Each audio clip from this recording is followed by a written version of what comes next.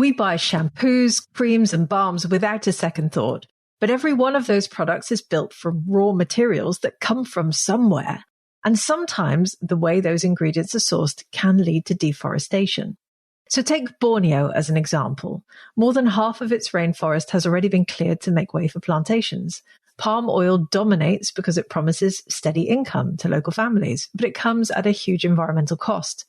And this is a pattern we've seen play out across pretty much most regions of the world. Forests disappear because cutting them down feels like the only economic option. But a different story is emerging, one where the forest itself has value. So instead of clearing land, smallholders can earn a living by working with wild trees that have always been there. And if done well, that income then competes with palm oil while keeping the forest standing and intact. So this is about local knowledge and long-standing practices connecting with markets that finally recognize their worth. And as a beauty industry, we have a role here because the ingredients we choose can either push deforestation further or they can reward the people who protect these ecosystems. And today, in this episode, I'm really excited to say that we're going to look at what it takes to make that shift happen and why beauty brands and shoppers alike could help change the economics of the rainforest. Welcome to Green Beauty Conversations, in which I challenge the beauty industry to become sustainable, champion independent and green beauty, and encourage you to join me in making beauty better. I'm your host, Lorraine Dallmeier. I'm a chartered environmentalist, biologist, and the CEO of award-winning online organic cosmetic formulation school, Formula Botanica. We have tens of thousands of students in over 190 countries around the world who study with us to become organic beauty formulators and entrepreneurs. Visit our website at formulabotanica.com to try our free online formulation course. And if you want to be the first person to know what's happening in green beauty, make sure you subscribe to this podcast in your favorite podcast app. So in today's episode, I'm joined by Alexander van Oord, the Chief Commercial Officer at Forestwise, a mission-driven company proving that standing rainforests can be worth more than cleared land. Forestwise partners with smallholder farmers in Borneo in Indonesia to harvest and process wild forest ingredients, including illipe butter, which is a natural alternative to cocoa butter already used by global beauty brands. By creating reliable income from trees that grow deep in the rainforest, Forestwise offers communities a real alternative to palm oil and other monocultures that drive deforestation. Alexander's role is to connect this forest value with the global market, helping food and beauty companies source sustainable, fully traceable materials while directly supporting local livelihoods. Through Forestwise's work, every product sold helps protect biodiversity, slow deforestation, and prove that conservation and commerce can thrive together. Hi, Alexander. How are you doing? I'm doing well. Hi, how are you? I'm really good, and I'm really looking forward to finding out everything about Forestwise. So let's start there. Could you please introduce yourself and Forestwise for our listeners? Yes, sure. Thank you for having me. So my name is Alexander van Oord. I am 45 years old. I am from the Netherlands. I am a proud father of 3 children, and I'm married with my lovely wife, Selina.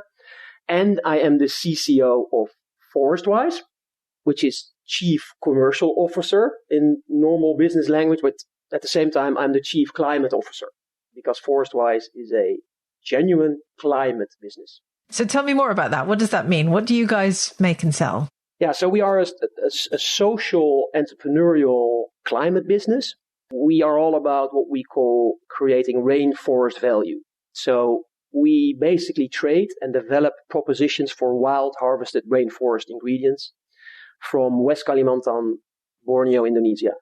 Our most important product, our most important ingredient is called illipe, and that is a local nut, which is harvested 2 to 3 times a year. So every 2 years, there's a new harvest. And we're pretty excited about that because we are heading for a new harvest towards the end of this year. So we're in the middle of excitement.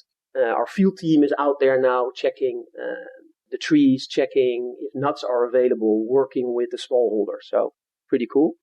What we do with this nut, we basically find markets for this illipe butter in the cosmetics industry. So it's part of shampoos, creams, body butters, those kind of products. But at the same time, we're growing the food confectionery market, where our illipe butter is a replacement for cocoa butter. Okay. Well, we'll come on to that. We're going to talk more about all you can do with illipe and its butter and oil. But first of all, paint a picture for me. Like, how much illipe are you guys harvesting at the moment? Quite a lot, but there's much more out there. So last harvest was 70 to 100 tons of illipe butter, which is around 300 tons of wild nuts. I can't picture it. How big is an illipe nut? Are they small? Are they like cocoa? Like a kiwi, more or less, but then round, a bit smaller, like that. And then you can peel it off. And that's all done by our farmers. Maybe I can explain a bit how that process works. Yeah, absolutely. Yeah. Please do. So basically what happens, so there's a couple of stages when it comes to this illipe nut. So the first stage, which we are in as we speak, because spotters in the entire area already mentioned that to us that this is happening. This is the stage of flowering. So all these humongous trees, 40, 50 meters high, hundreds of years old, they are flowering in our region, in a lot of areas in our region. So that's the good news for starters. Then the second phase would be towards the end of this year, that's the fruiting. And then slowly out of the fruit, the nut is there. And then we expect the nut to fall from the trees in the beginning of next year. So it's not that we shake the trees or that the local farmers climb into the trees and get them out of the trees. No, they fall naturally, and then they are collected by our smallholder farmers, by our communities. They bring them to the village. They soak the nuts into the river, then they peel it. They sun dry it outside of their house. And then at a certain point, a couple of weeks later, our field teams, they go into all these villages and they collect all the nuts and bring the nuts to our factory in Sintown. Wow. 300 tons of nuts in the back of multiple trucks, I would imagine, all then head to your processing facility. And what happens there? Yeah, and also by motorcycles, and also by walking into the woods. So walking, then by motor, it's really remote. So it's fascinating that all that work locally needs to be done to bring these ingredients to global markets, consumer markets. So we once it is in our factory, we have cold pressing technique. So we press the nuts into an oil. That oil is then added to different packaged materials. So we put it in ISO tanks, in carton boxes, those kind of things. Yeah, and then it's basically distributed throughout the global consumer marketplace. What we mostly do as well is we refine it at an external refining company. So they get out all the things which we don't want to have in it. They remove that. Then it's bleached. It looks a bit more white because initially it's yellow. And then we're able to sell it into the cosmetics industry and into confectionery food markets. Okay. So why West Kalimantan? What happened there? How did the founders of Forestwise see an idea there that sparked the whole idea for the company? Yeah, so first of all, this illipe nut is unique for that area. So that's fascinating. But it all started 8 years ago when Forestwise was founded by Dirk-Jan and Theo. And basically, Dirk-Jan went to Kalimantan first with his wife to work in a conservation center for orangutans. He was working there together with his wife, and he saw these local communities. And he saw all the opportunities within the rainforest. He saw vegetables, he saw natural latex, we can talk about that later on. He saw arenga sugar, but also the illipe nut. But he also felt that the local community needed some support there. And even the people came to him, can you help us out? We need to sell these products. How can we do that? And that was the moment that he decided, together with Theo, to actually start a factory for refining of the illipe nut. Yeah. Forestwise describes itself as creating rainforest value. This is something you said earlier as well. What does that exactly mean? Basically, and that is also why we were founded, is we create value for everybody in the chain. And the idea for us is that with these wild harvested ingredients, we create a certain value to protect the current rainforest. And the alternatives, mainly monoculture plantations, they are basically the source of forest removal. So we feel that there's much more opportunity to keep the existing rainforest standing and to utilize all these amazing crops and ingredients out there, and to bring these recipes basically into the marketplaces. So that is a rainforest value, the value of the rainforest without treating it badly. I can imagine that that's been very well received as well, because I can imagine that there are a lot of people looking at what's happening around them with these monocultures and thinking, how do we stop this? The only way to make a living out of this is probably to take part in it. So how has the local community sort of engaged with the projects that you guys have been setting up? Enormously engaged. They're super connected, and actually we serve them, right? So that Dirk, Jan and Theo started this because basically they asked us to do so, and we are still very, very connected with them and engaged. We have a field team in the field as we speak, trying to find more trees, trying to get more nuts. Yeah, and also these people are really into forest protection, so they see this also as a strategy, to basically get an income and to make sure that they don't need to remove the forest. But unfortunately, they still do that sometimes because they don't have enough income. And that is our challenge, and that's where we feel that we need to help even more, creating more rainforest value. So how many smallholders are you working with at the moment? More or less 1,800 across a huge area. We're planning to protect almost 100,000 hectares of land by the end of this year. But there's much more out there. So as I said, the field team is in the field in this huge area as we speak. And so far we've only captured an area of 2% where trees are. So there's much more trees, wild trees out there. Much more areas also outside even West Kalimantan. Within West Kalimantan there's much more opportunity, but also outside of the region. So we feel that we can protect much more rainforest by finding more of these trees and creating support for the farmers there. Yeah, and creating, as you say, rainforest economic value for the people who live there. But 1,800 smallholders, that can't be easy to coordinate all those people. How do you guys do that? Yeah, that's an amazing operation. We have our team, and I really admire them locally. They need to travel sometimes 6-7 hours on a bike to go to these remote areas. It helps that we close to our factory. We have a lot of farmers who are the farmers we started with, basically. So we're extremely connected with them, and they talk obviously to other areas. And from there on, there's also a lot of word of mouth. But we're also entering new areas, and then we sit with them. We that's what we call socialization. We spend time. We listen. I think that's the most important element to let them feel that we are there to help them, and not to mention that we have all kinds of ideas and that we decide for them what will happen. So it's a true partnership. And it's a dialogue, and within that dialogue, we find opportunities where we have, the smallholders have their role, and we have our role in commercializing those crops. Yeah. So can rainforest value really compete with the economic pull of palm oil? Not only with illipe, unfortunately, but we are very confident that we can do that by diversifying. And that's also where we are as a company. The time is now for us to add other crops. We've been looking at natural latex rubber, which is everywhere in that area as well, which we can utilize.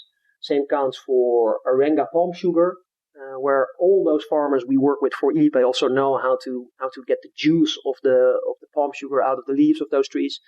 So we basically want to create a bucket of ingredients, products we can commercialize, and we need to do so because, as I said, if that average income is not high enough, unfortunately, a lot of these smallholders move to removing the rainforest and move to monoculture plantations. Yeah, I can understand that. So a lot of the other crops you're looking at are inside the rainforest as well. You mentioned natural latex. Talk to me a little bit more about what's happening there.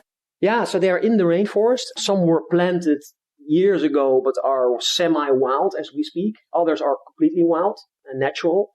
So you cannot really talk about plantations there. It's more of an agroforestry kind of mix of different crops where then latex is in between illipe, for example.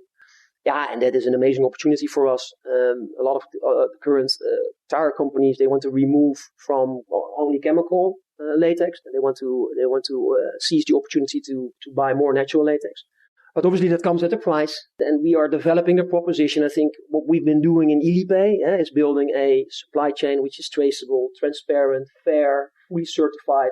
That's basically something we want to copy and paste into other crops as well, and become like an authority when it comes to doing it a different way.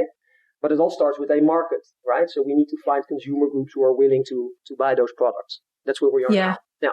So how do you then ensure traceability and maybe even certification for illipe or any of the other crops that you're working with, for that matter, when you're working deep in the rainforest? That can't be easy either.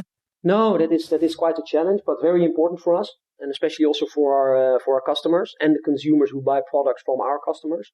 And we do it actually twofold. So we have a certification, an organic certification via EcoCert. And a Fair for Life. That's more about how we work together with the smallholders, how we pay them, those kind of things. So that's all certified, and we have an annual audit where they join us locally and they check these areas. But at the same time, we're developing, it's almost done by the way, an app system, an application where from farmer all the way to end consumer, there's full traceability related to the illipe nut sourcing basically. So the farmer would then add, or our coordinators in the field would add information on where was the nut collected, some information about the farmer, how was it collected, those kind of things, and it's then real time uploaded into an app, which is visible then for all stakeholders. If you're using a beauty product that you've bought somewhere, you might even be able to trace it back to the exact nut it came from, I guess. That's the ultimate goal. We are talking to some of our partners, to Lush, for example, to add that to their end product, so that maybe we add some storytelling, so that you can, as a consumer, as a shopper, you can see where it all started. Yeah. Well, you mentioned Lush there. So who buys the illipe butter and oil that you create? Well, they are amazing. They are our biggest customer, and it actually all started with them. I think in one of our last meetings, they mentioned that we are in 50 products. I think maybe more in the meantime. So they use us in a lot of their products. And they use it mainly, not only Lush in cosmetics, but also some of the other companies within that industry. They use it because it's a hard product. It's rather hard with a high melting point, illipe, the butter. But it melts quite easily on your skin. And then you put a couple of percentages of that ingredient into your body cream, for example, and then that feature is very, almost visible from hard to soft. So it's used as a moisturizer, creates hydration to skin. Yeah, so that's the reason why they would add it. And they replace cocoa butter. So not only in food, but also in cosmetics, it's a cocoa butter replacement or equivalent, which is obviously a very expensive ingredient nowadays. And also, that specific supply chain is struggling with traceability and transparency. And that's where we found an opening to basically provide them with a better alternative. So the best way to use illipe is for its moisturizing properties. What sort of beauty products is it often used in then?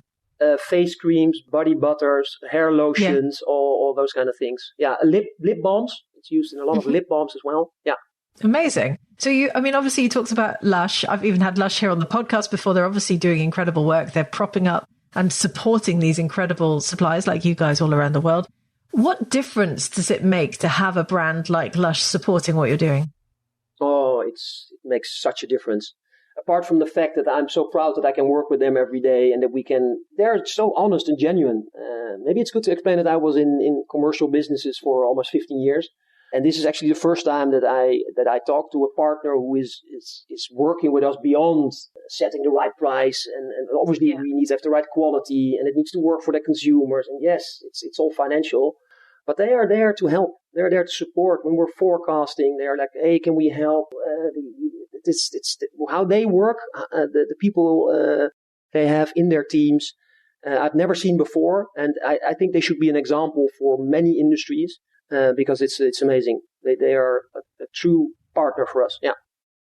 I love that because obviously they have their values. It's part of their core DNA and it comes out in absolutely everything they do. I'm sure a lot of people listening are like, well, what could I do as an end consumer? What can we do to help create demand for more forest friendly ingredients and products? Go to Lush, buy all the products with illipe.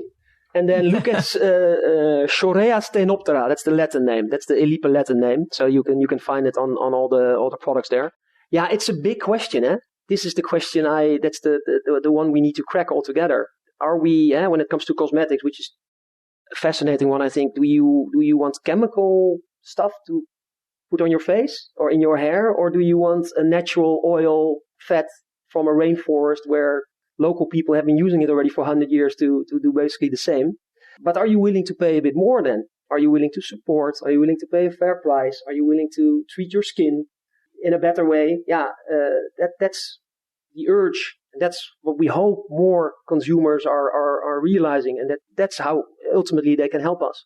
Yeah, well, it makes sense. I mean, it can't just be about efficacy at all costs, which is a topic actually I covered on the podcast a while ago. It has to be about doing good with the products you buy, as well as buying efficacious products. So you guys, you're obviously working with these 1,800-ish smallholders over there on the ground. Do you have any stories you can tell us about how you've really helped any individuals there change their lives? I think the most important part is that we cover 3 to 4 months of their annual wage. And if we are not doing that, they immediately feel that there's an issue and there's challenges for their kids to provide food, education, those kind of things. So I think we are at the core of supporting their livelihoods.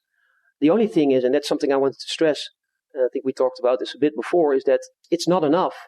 We want to cover those 12 months, and we have to, because otherwise, as I said, they go to monoculture. So I think they're very, very helpful and thankful for us, but same counts for us towards them. I mean, they've been helping us creating this, and we do this together. Yeah, I mean, half of the rainforest in Borneo is gone already, and we are really there to at least protect the rest, the other half, and they are with us there. But at the same time, they also need to feed their kids, and they need to have a proper income. So that's the main challenge. Would you guys ever look at reforestation of areas that have been cleared? That's what we do. So sometimes we find spaces where we put the residue of the pressing of the nuts, and we put it out there in the field, and then in 10, 15 years from now, new trees will start. So it will take a bit of time, but we've been doing that last years. But at the same time, I think so the core mission for us is to stop deforestation, is to engage and support the local smallholders. We have much more work to do on illipe there. Obviously, like we discussed before, it's about adding other crops as well, so that we diversify and create a bucket of different products. But the other half of the Borneo island, or the West Kalimantan area, let's start in our own area, which is already degraded and which is already where the forest is already removed, there ultimately we would love to support as well and think about solutions, how we can via regeneration or agroforestry kind of approaches make sure that also palm oil can still be removed there. I mean, that's a very important and big product, but maybe we can help doing that in a more ecological way. Yes. And your goal is to protect 100,000 acres of forest. Have I got that right? Yeah, for now, towards the end of the year, we're almost there. But we would love to add another 100,000 and another 100,000. There's much more land we still need to protect. So what's the big vision? Well, the big vision is first to make sure that we find all the illipe trees out there, and that we have our spotting system in place, right? So that's creating jobs, right? So that we support by creating jobs, but also by obviously buying the product and then selling it into the marketplace. So in illipe, we have a big task still. But at the same time, I think for the longer run, 5 to 10 years, it's about giving back those monocultures to the rainforest. It's about regeneration, agroforestry kind of practices to make sure that the soil quality, but also the circumstances of the people living and working there will improve. Yeah. Yeah. Well, that's an amazing ambition to have. If more beauty brands like Lush, for instance, wanted to drive this kind of impact, what practical steps should or could they take?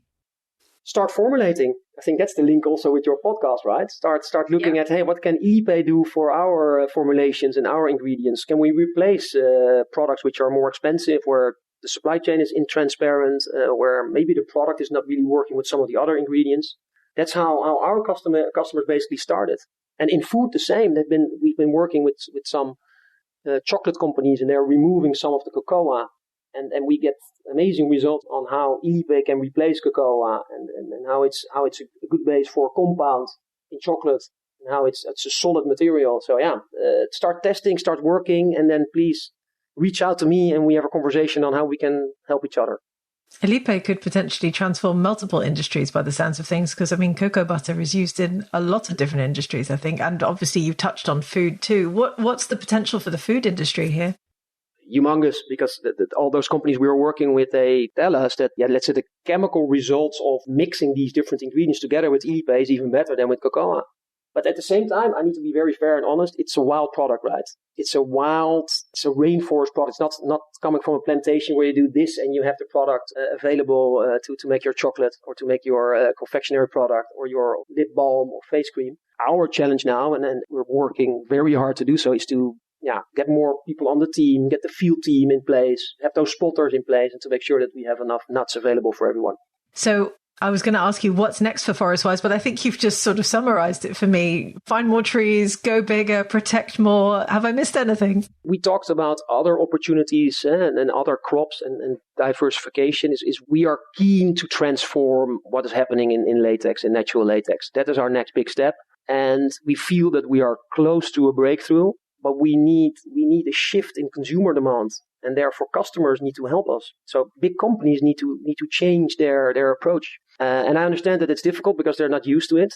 But we're always talking about consumer demand, right? Yeah, there's no consumer. Nobody wants to buy it. No, there's also responsibility for companies and retailers to offer different alternatives. Yeah, and when it comes to latex, that's what we want to provide the tire companies or other rubber products where we feel that you can use the natural one. Why should you use chemical one? You can use the natural latex from Indonesia. Yeah, it's a bit of a cop-out to say the consumer doesn't want it because often they wouldn't even know. I mean, when I buy a car, not that I have bought one in a long time, but when I buy a car, I'm not sat there going, where does the material for these tires come from? You just sort of hope that it's okay, I guess. So yeah, it's not fair really to push that on the consumer. You're right. And we also know that there's quite some work to do because again, it comes at a price and quality needs to be okay. But the local smallholders, they are ready. They are knowledgeable. They know and understand how to tap these trees. They've been doing that for generations long, but they lack support on finding a market. And that's obviously our role then. And that starts with some of the companies in between to also transform. Yeah. No, I get it. Amazing. Well, I love what you guys are doing. If any of our listeners want to come and find out more about Forestwise and buy your illipe and the other ingredients that you have, where can they do that? Yeah, to our website, please join us on our website, forestwise.earth. On all the socials, if you search for Forestwise, you will find us. Yeah, and buy products. As I mentioned, buy some products at Lush. Excellent. Well, we'll include all of those links in the show notes below. So go and click on them. Go and check out Forestwise. Alexander, thank you so much for joining me on the podcast today. What you guys are doing is amazing. And I'm really impressed. And I wish you all the very best with it. Thank you very much. It was a pleasure. I would love to hear your thoughts on this episode. Have you ever tried illipe butter or bought cosmetics that contain it? Will you now look at your ingredient list differently now to see if you can spot illipe there? Leave us a comment on our social channels as both the Formula Botanica team and I love hearing from you. And if you want to hear some more episodes about the topics that we discussed today, please do delve back into the podcast archives. There are so many great episodes for you to go and listen to. And some examples include episode 239, in which I interviewed Jane Dunlop of Alawan, who follows a similar model on the Indonesian island of Simeulue, where they create lots of coconut oil, which is predominantly also bought by Lush. Or, well, that brings me then to episode 213, in which I interviewed Ruth Andrade of Lush, who is their Earth Care Strategy Lead.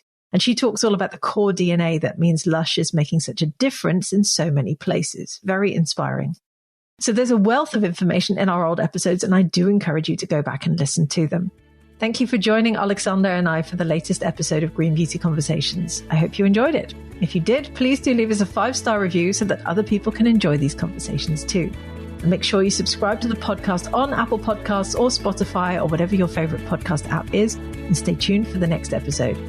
Follow Formula Botanica at Formula Botanica on Instagram, Facebook, YouTube, TikTok, Pinterest, LinkedIn. We are everywhere. And come and give me a follow at Lorraine Dallmeier on Instagram and LinkedIn. Visit our website at formulabotanica.com and sign up for our free online formulation course today.